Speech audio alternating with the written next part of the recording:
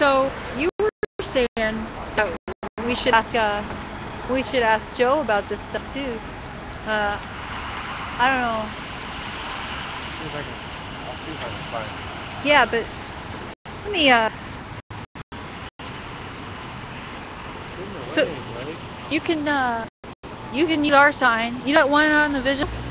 If you want to put that your stuff, it's made to fold into an A-frame. You just put a rock in between. You know that one I showed you that's hanging off of there. Yeah. You can put that by you at night. Okay. Awesome. It's only up there because nobody was holding it. There he is. There. So that's hayseed. Hi viewers. Okay, so we got something here. Got a chat room. Oh, we got people on there. Look at this. Good evening. Hi. Hey. Thank you. Look at this. So it says, good evening, Portland, Mary in 99. And you have online supporters that will do what they can to help. So Fuzzy is like one of us. He comes in. He bought us pizza once from Chicago. It's Chicago, isn't it? Anyway, Fuzzy's pointing out we have online supporters.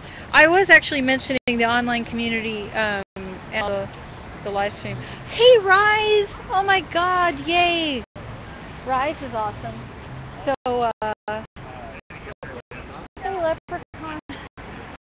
So I'm caught up with him. He said hi. Hi. Just got out of jail. You guys missed Leprechaun. We missed him. You're looking good. You're looking all. Just got out of jail. Yeah, you're looking fresh from being in jail. My sixth interference. So, yeah, Leprechaun took somebody once and he was going away. So Rise, this guy, Vigil TV, we got a Ustream now, BDX Vigil TV. I mean a YouTube. It's live. It goes on like 3-4 times a day. Occupy Portland, their crew, they have 2 channels. They broadcast us onto those channels sometimes. But plus we have individuals from those folks who are just generally down with us. They have been from the get-go. Rise is one of those folks who's been an inspiration to me because he's connected globally, and there's a place called Other Possibilities Network. Those folks are tight. Global Revolution. Fuzzy surfs all those channels, and so when we reach out, we're not just showing what's going on here in Portland. We're connecting with other Occupy, other sympathizers and individuals, and the same thing that's happening in Portland is happening all around the U.S. It seems to be a civil rights movement bloom. Right. So all of the death movements are being attacked. Yeah. So what have you seen for the attack? Well, just on the news where they're trying to chase them back out of the Central Park there in New York City. It's still there. It's not Central Park. It's another park. Rise now. What's John talking about? Because I am out of the Occupy movement at large.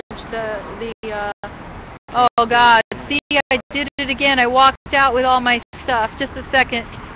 Oh boy! I did it. I left my belongings. This is a problem, guys. You live outside. Can't be frickin' taking whatever you own, valuable you, and leaving it.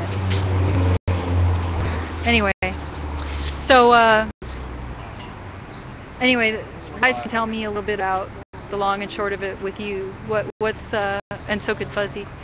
What's going on with the protests? They try to kick them out, or they are kicking them out? They try to. There's still a lot of resistance. Now they had won some court stuff. Yeah. And we're working on winning some of that court stuff here too. You've got to stay in their park, even though the mayor didn't want them in there. Yeah. Sorry, Mayor. There's a constitution that's bigger than you. And you should like the Constitution. It applies to you too, even if you are whatever. Okay, so I hate that guy. An evil person. Okay, so you're seeing the protest attack. So are we. And we've been standing up. If you guys haven't seen our YouTube, which is OPDX Visual TV username, that's another archive. There's one called Interview with Officer Crooker, and that's a day in the life. But there's also times where we don't win, in the sense that 99 walks a few feet from his stuff, some cop swoops in and grabs it and steals stuff out of it. And so City Hall's role in those things. We've seen and documented City Hall trying to use these cops as janitors and thieves. So yeah, it's happening. And so when we win, we educate. And when we lose, we win because we're going to sue. We're going to sue the crap out of them. And the amount of archive footage that we have, it's not just me that owns it. There's backup copies everywhere. They're on YouTube, they're in my files, they're in my friend's data storage that's anonymous, you know, all of that. So I am taking them to court, and they can keep bringing it. I'll give them an opportunity to follow the law. Some of it's confusion. Like, for example, did you see this?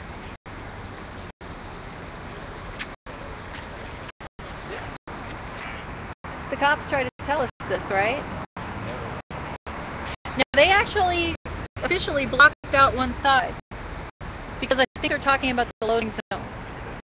But it doesn't say. It says pedestrian movement only. They had to change that because it was idiotic, because that would make these pedestrians. There's a lot. So they tried to adjust it. The thing is, the thing is, thank you guys, love you. The city code doesn't say that the sidewalk is for pedestrian movement only. What it says is that the pedestrian use zone, which is 9 feet here for here, needs to be kept clear. In that you can't have structures, you can't leave all your belongings hanging out, and you can't physically block anyone. But we can have structures here. We can lie down here. And so it was put up as a passive aggressive to the public to think that we're breaking the law or not. And so somebody put up these signs over here that said like FTP and Occupy, you know, human rights, and you know, peaceful protest, solidarity, that kind of thing. They were all holding signs, and then they put, instead of pedestrian, it said the Occupy. This sidewalk is for the Occupy movement only. It was hilarious, but it was just tape. It was masking tape. It was not defacing in the sense of damage that would cost, you know. But the reason is because this sign is misquoting the law, and there are people who go, you're breaking the law because there's a sign, right? So way to go, City Hall. I wish you knew the law. Another thing is that the cops watch our channel. Yeah. Now, there are third cops, there are stand-up cops, and then there's the institution. And as long as the institution is happy being used as janitors against people and missing their calls for rape and serious crime, then we're going to have a problem with the police department. If they're used to beat people up, we're going to have that problem. But officers, you know, are people. People are good and bad, and some are good. And so, you know, generally, we try to deal with individuals. And this is a peaceful demonstration. You know, it's a vigil. It's a vigil where people come for mercy and stay for the right. So you're going to help us welcome new people? Sure. Awesome. And Yeah. there's folks who don't know how to exercise. They're gonna get wet. And I've been out here stranded in the rain because I was bussing it, and I didn't know how to keep myself dry. It's out here. It's really dangerous to be wet. Going to hypothermia pretty easily. What's that? I said at these lower temperatures you can go into hypothermia pretty easily. Right. That's one of the reasons that this camping ban is fatal. Yeah. So, or at least in this application of the camping law. If they only applied it to actual tents in areas that there shouldn't be tents, but then they have to do something else. Like, I don't know, open the park at night tents. Or put in a rest area underneath the bridges that was just a sliding scale, you can put a tent here. That would be fine. Yeah. But they're not doing any of that. They're just sending people out until that the Portland Business Alliance is happy that they are out of sight. And we really take exception to trying to stop a protest in front of City Hall, because this is obviously a meaningful location. You could be somewhere cushy. And tell me why you're here. Why would you sleep on a sidewalk if you could find a bush or something? Well, I just think that globalization is destroying any real work, meaningful work that one could support himself with. And even if they were to get it, how long would they have it before that job was shipped overseas? It just happened in Illinois. I think the company is called Sensa, owned by Bain Capital. Is it called what? I think it's called Sensa. Sensa. It's owned by Bain Capital, and they just closed it down. And all the jobs are going back. So you're protesting the globalization, Yeah. and you're starting with the poor and people who are unhoused, who are victim to the globalists. It's just not going to get any better. You could get a job, but how long before it goes overseas? Right.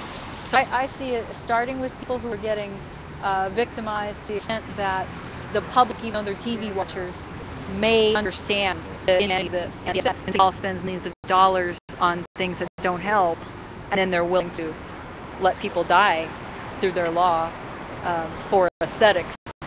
That's disgusting. Those people are pretty much just going to be out on the street in November. One woman here had 43 years. Whoa, I got a B. Damn. 6 months. 6 months severance pay. Has she worked in City Hall? No, she worked for Sensa. Sensa. For 43 years. Okay. And her retirement package was 6 months severance pay, and that's it. She's out on her year. Wow. 43 years. So, right. So that's what's But happening to nothing. us. She got nothing but whatever she's managed to save. No retirement, no benefits. Yeah, people better wise up. Just because you have a job and you work for globalists doesn't mean that you're not going to end up right here. And when you end up here, the system is ready to keep you here. Right. You'll go to jail for, trying to get on TriMet when they got rid of Fairless Square. You go to jail for that. They'll target you by looking for layered clothing or backpacks. And you'll be just trying to get from a service or a mandated something back and forth downtown. And they will target you and throw you in jail. And they take your money and then they let you go. And what's really sick is over at the Justice Center, people have been one-on-one hearing other stories as they protest the injustice system. And they're finding out that criminals are getting released very early, like 1 month instead of 8 years for violent crime. And that's all to make room for the intake process of people who haven't committed crimes, but have trespassed on an unjust, illegal city code. They're making room because they get lots of money from the federal government and from their money-making scheme to put people in prison and jail. So we're watching. And that's where Vigil TV goes also, is we walk over to the Injustice Center and check out what they're doing. But there's a reason that they don't like our protests. We are going to stop their cash cow. And the public had better get aware of it and join us, because you may be a step above being houseless, but we're all just 2 paychecks away. Doesn't take much. So have you seen other people land here quickly? No, I really haven't. We talk to them, and there are people who get here just like, I don't know, something happens and they just get their butt thrown all the way down the stairs to being on the street, you know, immediately. My friend Mike, he says job loss plus foreclosure equals homeless. That's all it takes. And all those people who got caught up in the scam, they were playing musical chairs with their mortgage. A lot of them didn't. If you have family, you'll be okay. But if you happen to be a transport from another state, oops. I know when the auto industry dried up in Michigan, it put a lot of people out in the street. I don't have a personal story to tell, but you can tell by looking at either Pontiac, or there are no Pontiacs being made anymore, or Detroit, where the auto slowdown has been so bad, they're basically just tearing it down. Tearing down the city? They're tearing down houses, and they even tore down Mitt Romney's home where he was born. Why are they tearing them down? Because they're just derelict. They've been on fire. They turned into crack houses. Okay. So they just attract. And you could put people in those and they could renovate their houses and they live for free. But I found out that the reason by the time they get to them, they're trashed up. Well, here's why we can't have free housing. Even a pallet home off on a farm. Why people can't grow their food, make a living off goats, and have free houses on government land. I don't think it's because the government.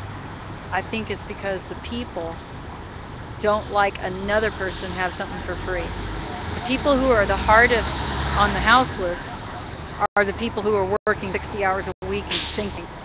The people who are 2 paychecks away. Because we're pitted against each other. They're resentful. They're working so hard. And they were told that if they worked, they will have a place to live. And I guess they're not noticing, but they're watching TV, they're getting programmed by news, and they're eating junk food, and it seems to be brainwashing that they are moral, and houseless people must have done something wrong. But it's like any other bad thing, you always think it's going to happen to the other guy. Right. So that's why the candle. All right? You got to make the connection. This says, pray to lift the ban. How many people in Portland are Christian? I'm trying to figure that out. This is a religion. I love all religions, and non-religion. But this one is pretty clear. That's all. That portion of the Bible talks about the poor. And you can't just snub at poor. That's against these people's religion. So how do we have this city beating up the poor? If we're that, if it was predominantly a religion who said screw the poor, that would make sense. But connecting that, this is the same thing that's been happening for thousands of years. The poor are exploited, and the public lets it happen. And so one of the things about the prayer vigil is I don't think that there's really any religion that says that's okay. Or faith, or, And plus there's people who don't pray, but they have their contemplation. They have their intention. So they're lighting candles. And we've involved a lot of the public that way. They come, they say their prayer, they give their goodwill.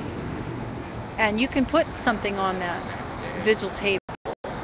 It changes. We've had it change shape, and all the things get stolen off of it, by just random people. The only things ever left are worthless in the monetary sense. And what's left is some very beautiful things. Those two rocks have been there since, I would say, January. So they have a meaning. City Hall stole them from me once. They did.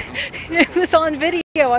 That's on YouTube. Mary Wright 11 channel, by the way, if you want to see City Hall stole my rock. But they're back. So do you have anything that you would put on the vigil table, you think? I can't think of anything right now. Well, one thing that's beautiful are leaves. So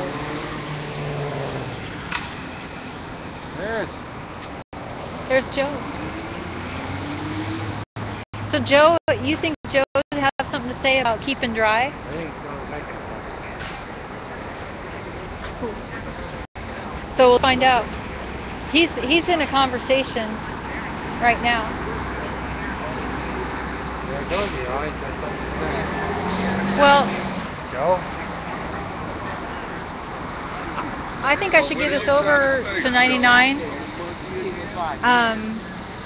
But one thing that we're doing out here is citizen journalism, whether it's interview or discussion, filming what's going on in the city, documenting police action. And when I'm here and I have my camera, you're welcome to take it around. We got mobile internet, and you can just show what's going on. Let me see if I'm interrupting. I think I am. I think he's busy. So, Yeah. We'll walk across the Hawthorne Bridge with the Avon to the office. Get a sleeping bag. Oh, okay. Well, then we can get my car and we can head over there in my car. But Did you take the bus? no, I took my car, but I parked it where it was free. But did you walk back this way or Yeah. take the bus? I walked. Oh. I was wrong. You were right. You. about what? Drum circle. So I parked. Oh. Hey. Okay, I'm gonna turn off and turn back on. Love you guys.